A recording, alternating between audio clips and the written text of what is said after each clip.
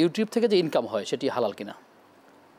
ইউটিউবের ইনকামের বিষয়টা আমরা অনেকগুলো বিষয় এখানে সামনে আনতে হবে।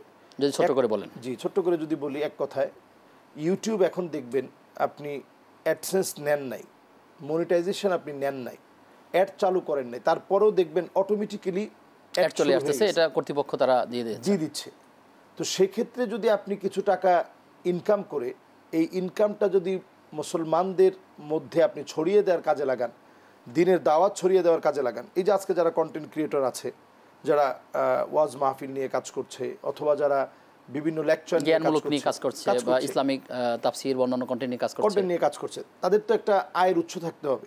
তাদের 3 লাখ 4 লাখ বা 5 লাখ 6 লাখ টাকা একটা ক্যামেরার দাম, একটা লেন্সের দাম 1-1.5 লাখ টাকা, 2 লাখ টাকা।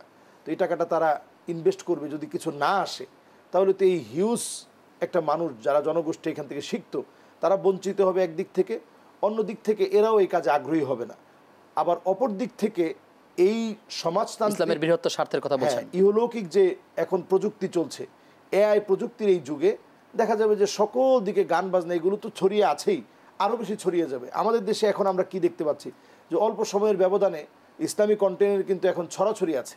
আপনি ফেসবুকে ঢুকলে 10টা খারাপ ভিডিও আসলে একটা কিন্তু ভালো কন্টেন্ট আসছে, এটা কিন্তু তাদের অবদান।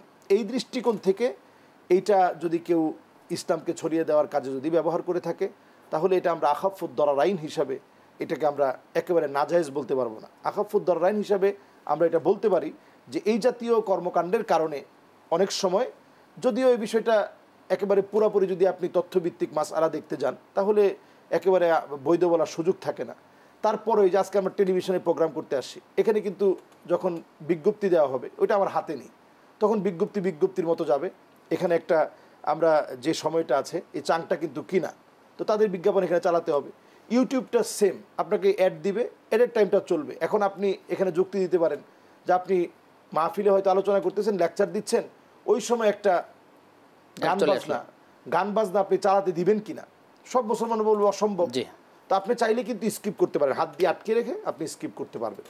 এই জন্য আমরা সতর্ক হব, এবং আপনি খারাপ অ্যাড কিন্তু নেবেন না। এখানে কিন্তু 200 অ্যাড চয়েস করা যায় যে কোন জাতীয় অ্যাডগুলো আসবে, ভালো অ্যাডগুলো নিব, এবং আমরা দিনের কাজে বৃহত্তর স্বার্থে আসলে কিছু কিছু বিষয় অ্যালাউ করার সুযোগ রয়েছে।